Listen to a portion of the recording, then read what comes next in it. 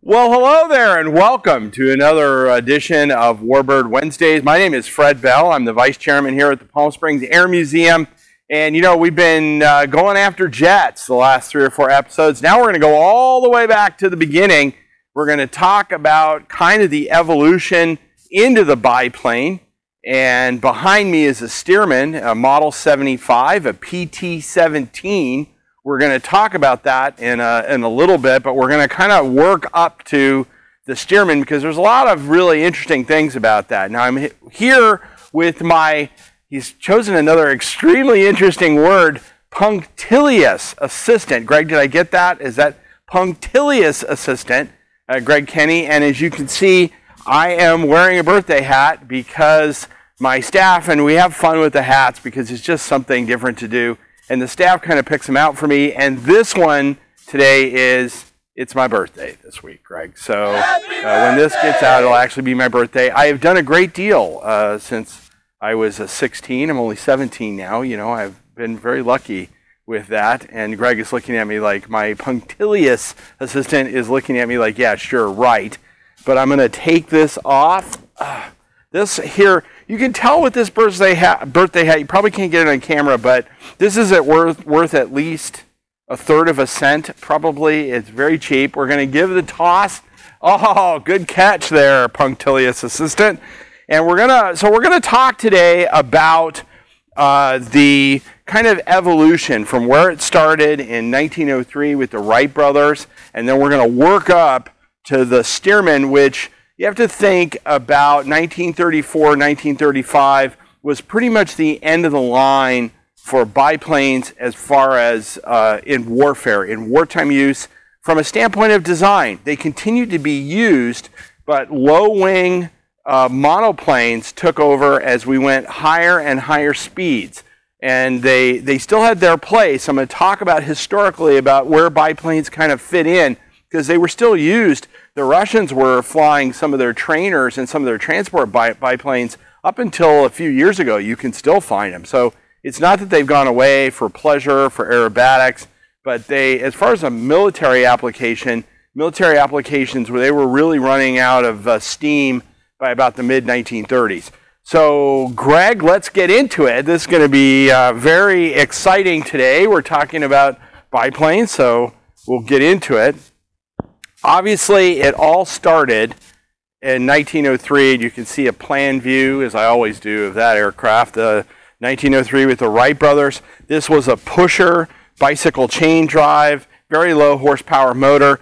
Now remember, at that time, they really did not completely understand aerodynamics. They kind of thought about how things worked, but this was go out, try something, break it, or bend it. And if an inch worked, 2 inches were better because they were concerned about things coming apart. Mostly fabric construction, wood. They would bend surfaces as opposed to what we think about like elevators and ailerons. They would bend things. They could do some things with the wind, but most of this was extremely rudimentary. Remember, they were only trying, here we go, one of those civilian airplanes taking off behind me. The benefit of all that history and technology, all they were really trying to do is lift the weight of the airplane and the various components, and get the airplane off the ground. The Wright brothers were the most successful, but there were a lot of different things going on at that time with heavier than air airplanes, and this is where it all started. So let's start with this data point, which is 1903. So this is where we actually got the first flight, and I'm going to put that down, and then let's jump about 14 years ahead, or 12 years ahead, and we are at the Sopwith Camel. Now we have figured out, obviously we still have the biplane design, a lot of wood, not much metal. The horsepower in the engines is picked up, 50, 60, 70 horsepower and on up. And guess what else we've figured out how to do? We figured out how to weaponize the airplane. So the early aircraft that were in World War I had sheathing, metal sheathing over the propeller, and they would fire, or there would be a gun on the top of the wing, or in some cases, you'd have a guy, can you imagine this, Greg? You'd have a guy with like a rifle or a pistol. They'd be up there shooting at each other in the air, which is kind of crazy. But with firing through the prop, they originally had a deflector that would deflect the rounds. And so every once in a while you can imagine a bullet going through a propeller is not a good idea when you're in the air. But that didn't work very well, because if bullets struck this, they would eventually cause an imbalance in the prop and damage the engine, and it wasn't. So then they came up with interrupter gear. The interrupter gear had a cam in there, and as the propeller passed in front of the machine guns, it would do exactly what it said. It would interrupt the fire of the weapon. Now this is a Sopwith Camel. It fired through the prop. This is one of the weapons of choice for the Allies, and it was we think about it with Snoopy and his favorite trusty Sopwith Camel. And they were not flying doghouses at that time, so that didn't happen. But they had one thing in common with doghouses: a lot of wood. These airplanes were wood, not much metal, no armor, no self-sealing fuel tanks. You had to be a really good marksman with these airplanes, and they were learning about this. And again, this is only 10, 12 years that this started after the Wright brothers. We also have another beautiful example. Of course, we think about the Red Baron, plan view of a Fokker triplane. Obviously tri, because it has 3 wings. This airplane actually, if you read about, you can't really talk to anybody anymore, because punctilious Greg, they've all gone to the great airplane in the sky, correct? They're gone. Greg's nodding his head. Again, firing through the props. But if you read about this airplane, pilots that flew it, a lot of guys didn't like this airplane. It was highly maneuverable. The Germans didn't like it. It was very maneuverable, but it wasn't that fast, from what I understand. It was a Fokker model airplane. It is really well known for the Red Baron, but this was more of the Germans had a lot of really good designs, and so did the British and the French. But the big thing was, remember, no self-sealing fuel tanks, firing through the prop, all wood, no armor. And the scary part about this, when I got interested in airplanes was, how do you think I got interested in airplanes, Greg? And where it all started, I can remember my dad took me to see a movie called The Blue Max with George Papard. And I sat in that movie, and I was enthralled by the flying scenes in that airplane. And these guys really were knights of the sky. You have to remember, they're going up there, chance that they could get burned to death, very rickety airplanes, again, wood and fabric. And the Allied pilots, typically their lifespan in World War I was measured in days when they got to the front. In other words, it wasn't that you were going to be there a long time. You were going to go up there, and a span, on average, your lifespan was only a few days because the losses were that high. The Germans had the same problem that they ended up having in World War II later, which is they were just simply overwhelmed at the end of the day on the Western Front, and they ultimately lost the war. And the Treaty of Versailles obviously set the stage, if you look at it, for World War II. Nobody knew that at the time, but this, I'm going to talk about some break points today in technology. This is a clear break point. In other words, we've moved away from the Wright Flyer. We figured out how to weaponize the airplane. Like it or not, we figured out how to weaponize. They were being used for other things. People were pushing the envelope. What I mean by that is faster engine or bigger engines, faster airplanes, tougher things, but we're really in wood. And what ended up happening was really some big changes in these radial engines. We've talked about radial engines before, and the radial engine was air-cooled, so there was no liquid cooling like your car. The V12s or the inline engines that they were using were similar to your car, but then these engines were not, essentially. And Greg, I think, has an animation. You can put an animation in here on how these worked. But the radial engines were the choice engine at that time. And why? because they were extremely durable. They moved to these because they were durable, they had high tolerances, they would not give you as much trouble. And then we've talked about radial engines in low wing monoplanes.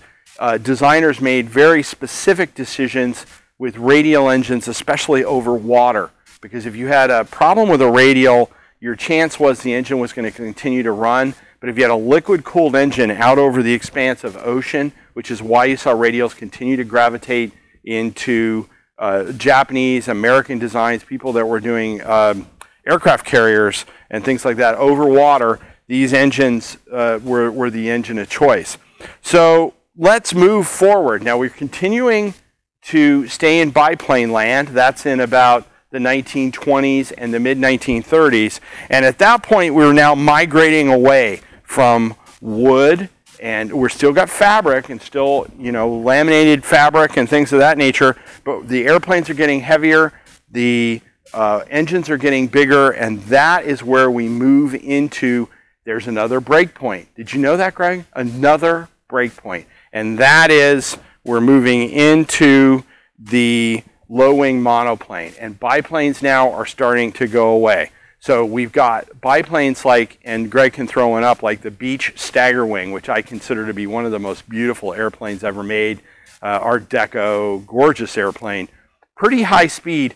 Really was the Learjet of its day, if you can believe that or not, Greg. You could own your own Stagger Wing sort of Learjet thingy at that time. But the Stagger Wing, a gorgeous airplane, retractable landing gear, and that was probably the apex of what I would say is biplane development. But ultimately, due to aerodynamics and the ability to get more and more speed out of these airplanes, they were moving towards all-metal low-wing monoplanes. And we've done something on the P-40. We do not have a Hurricane, or Hurricane, however you want it, my British. We don't have one of those in the collection, but we're transitioning. The Curtiss Hawk, those types of airplanes. We're moving now into these low-wing airplanes. Performance was better, but there were some people that were getting ready to fight, which was the Germans and the Japanese, were experimenting heavily with low-wing monoplanes, and they were getting ready to fight, and their designs ultimately proved superior at the beginning of World War II. So mid-1930s, we're now moving out of biplanes being a first-line weapon. I'm going to talk about some of their other uses as we go on. Enter, now what are we doing at this point? We're not doing backyard stuff anymore, Greg. I mean, you could still build your backyard airplane if you wanted to, but we're moving into a formalized military training program to train pilots to go out and do various missions, whether it's reconnaissance or air superiority. There was a whole debate about bombing, aerial bombardment at that time with Doolittle, and could aircraft carriers were coming in with the Langley. So all kinds of things were changing. There were biplanes. Grumman was building biplanes at that time that were being deployed on carriers, but we're moving away from that. Enter the Stearman. Now I'm going to walk across here, Greg. I'm going to get my Stearman, and then I'm going to move back. How is that? Is that fun? Look at that. Greg has a new toy. He's got a new tripod today, so hopefully it's a little smoother. We're upping our game again since the Josh Gates incident.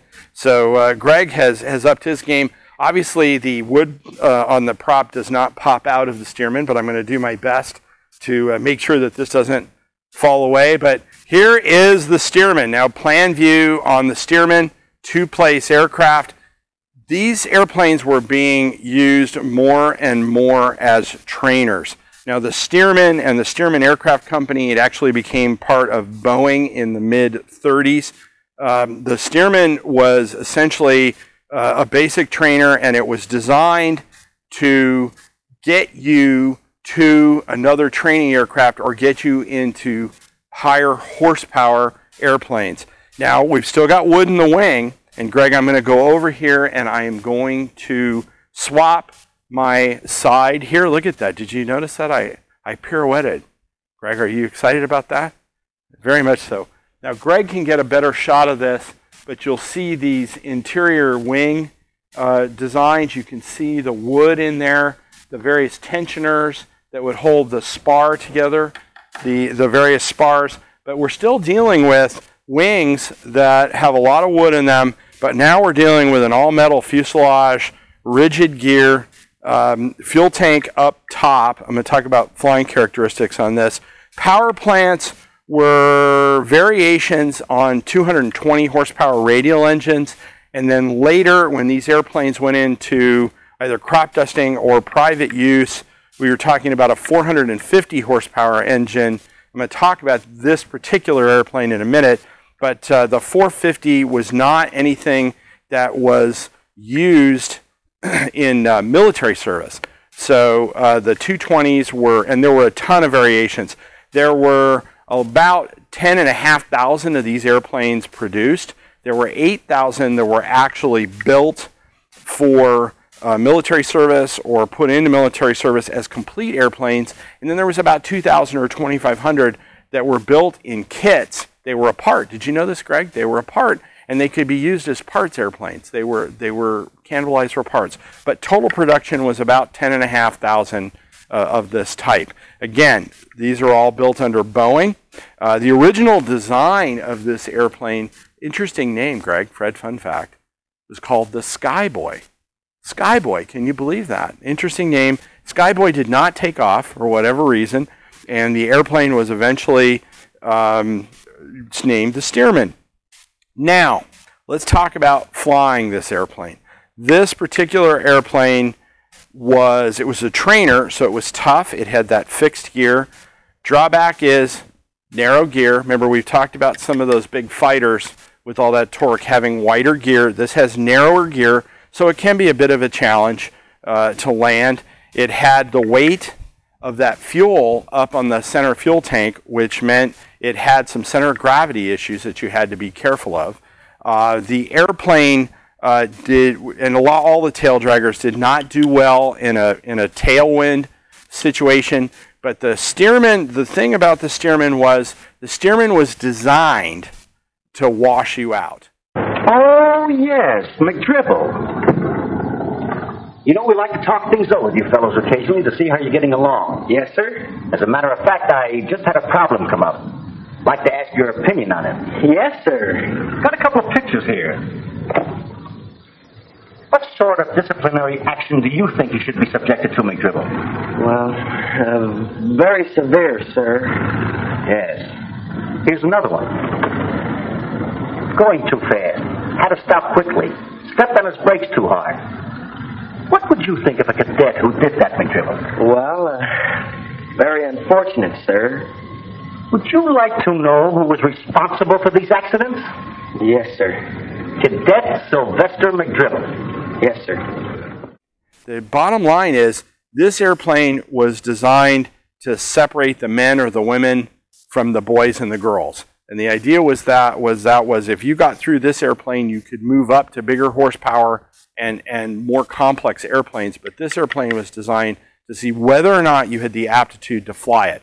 There is an instructor saying about Stearmans. You know what that is, Greg? You know what it is? There are the pilots who have ground looped a Stearman, which is essentially put the wing down, done a wing strike on the Stearman. And there are pilots that are going to do a ground loop in a Stearman. For some reason, Stearman always pulled left in a ground loop. We actually, you know that, Greg, we fly, half of our fleet. We had a Stearman ground loop, and it was a left wing strike many years ago. This was probably 6 or 7 years ago, an airplane that we operated under contract. And these airplanes will do that. There's the other saying about a Stearman is you're not done flying it until when, Greg? When? Till it's in the hangar. You're done flying it when it's in the hangar. So the airplane was a bit of a handful to fly. You see people doing aerobatics. Remember, this 450 had a better climb rate than the 220. You see people doing aerobatics in this airplane, but from what I am told, it's all about energy management. In other words, getting this airplane in a downhill and getting energy. The airplane flew at about 110 miles an hour, and managing your energy in the aerobatics. The airplane, especially with the 220, was a bit of a handful if you were going to do aerobatics. Now, you aficionados out there that are either have flown Stearmans or want to argue with me and educate me on that, go right ahead in the comments section. But the airplane was a bit of a handful, which with a trainer you would think that that's kind of unusual, but that's not the case. Now let's talk a little bit about. I'm going to put this down over here, and what I'm going to do today is I'm going to jump into my stage 2, and we have this airplane is an American classic, and today Greg, who has looked at my stage 2, has given me Americana. Yes, Americana. This is a root beer, delicious, vintage, handcrafted, sweet with pure cane sugar. As I said last week, Greg, I think what you're trying to do is just at this point, you're not trying to poison me with toxic chemicals. This is to just get me into a sugar coma, and I will be done. So this is, let's see, there's 160 calories here. So again, this is my sugar fix. And it's delicious, vintage, handcrafted root beer. And how do you handcraft root beer, Greg? I do not know, but oh, there is an expiration date on this one, which I always check after the poisoning incident. Oh, this one has a shelf life of January 22. So that's interesting. How in the world could you, I guess that's okay, but we're probably safe. Now, what I'm going to do before I take my sip here is to every Army, Navy, greatest generation pilot that trained in this airplane, and there were thousands of them, this is a salute to you. You are the greatest generation, and you are the ones that achieved victory for the United States across the entire globe. So all of those that learned in a Stearman, I salute you.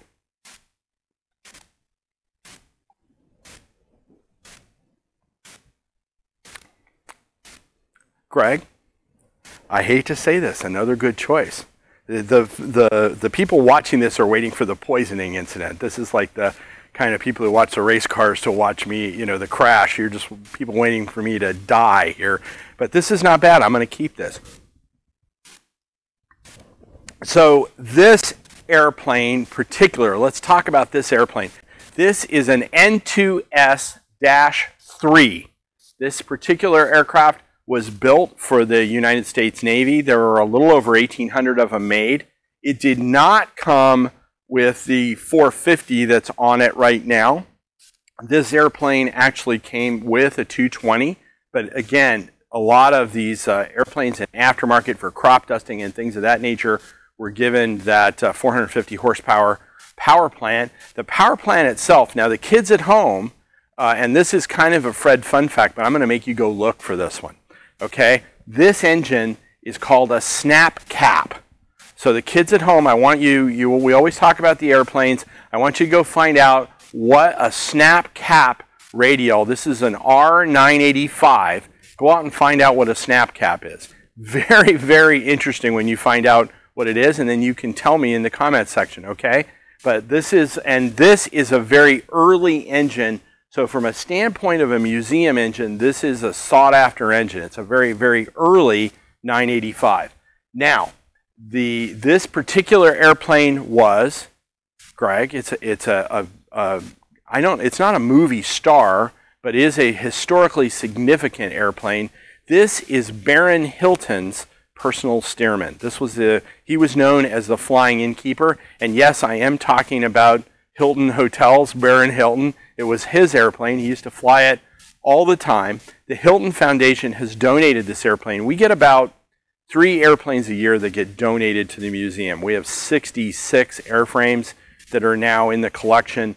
And so the first thing is, to the Hilton Foundation, thank you very much. We are going to put a description on this airplane that indicates that it's Baron Hilton's airplane, and we really appreciate the donation. The other thing about this airplane, and this you have to take with a grain of salt, Greg, because this story may or may not be true. But what I am told is that Baron Hilton was one of the guys that was originally involved in the San Diego Chargers. They weren't named the Chargers at that time, but he had gone to some football games up in Los Angeles, and he heard the bugle and the da-da-da-da-da charge. And they went back and they were thinking of a name, and that's how the San Diego Chargers got their name. You'll notice the airplane is in Charger colors. So that could very well be true.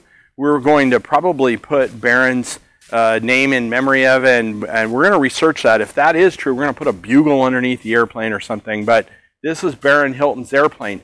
Now, when the airplanes come in, some of them actually go on display, and some of them move into the flying fleet. This particular airplane will eventually go into our ride fleet, our flying fleet, and so go out to the Ride Flight website, and you can actually, at some point, be able to come out and take a picture and book a ride in this airplane. But this particular aircraft, it's also, from a standpoint of having that big engine on it, it is a very interesting airplane to go for a ride in. Open air, you kind of get the biplane feel. Now, when we're talking about the Stearman, the United States, the Stearman represents a training option for the United States. There was still, like we have, Greg can get a pickup shot, Grumman was still building various biplanes at the end of the day and towards the end of the war, but they were either in a search mode or a training mode. Now, but you don't count the biplane out. Why is that, Greg? Why is that? There are a couple of uses of the biplane, or historical aspects of the biplane up into World War II. One of them was the Swordfish that scored a torpedo hit on the rudder of the Bismarck. And that's a major, major historical point. And then the other one is the Night Witches, who were flying, the Soviet female pilots that were flying against the Germans on the Eastern Front, were using biplanes at night to drop grenades and bombs on the Germans so the Germans couldn't get any sleep. So they were still being used, but they were increasingly getting relegated to a secondary role. These aircraft now are primarily, there may some still be being used as crop dusters. I can't say that we can count them completely out. There's about 1,000 Stearmans in operation. They're primarily either in some sort of air show, ride program, or demonstration program, or sport enthusiasts that are flying them. But there's roughly about 1,000 of them still in service. So this aircraft is extremely important. It is a milestone airplane for the United States. It is the airplane that got all of the pilots into the P-51s and the Hellcats and everything else that came on. These guys learned, those World War II pilots learned in these airplanes. So when you come to the museum, make sure that you check this airplane out. Also, find out about Baron Hilton. There'll be a little story there. And one of the things that Greg might be able to do is I have to my left, which is off camera, and get a pickup shot of that F-8F Bearcat, because that is, to me, the epitome of piston engine airplanes towards the end of World War II. And you can just get an idea of the different technology. And remember, in a very, very short span of time, about another 10 years. And that's what I'm talking about in all those technology breaks. So I hope you enjoyed today, Warbird Wednesday. I want to talk about our gratuitous product placement that we normally have. Today, we have, and you need this. If you are at home right now, you need one of these. This is a biplane 3D puzzle. It's made out of wood. You can make that. That's up on the site if you want to do that. So check that out. Remember to smash that subscribe button on YouTube. Like us on Facebook. And you can catch us next week for another episode of Warbird Wednesdays. My name is Fred Bell. I'm the Vice Chairman at the Palm Springs Air Museum. Thank you very much. Have a great day.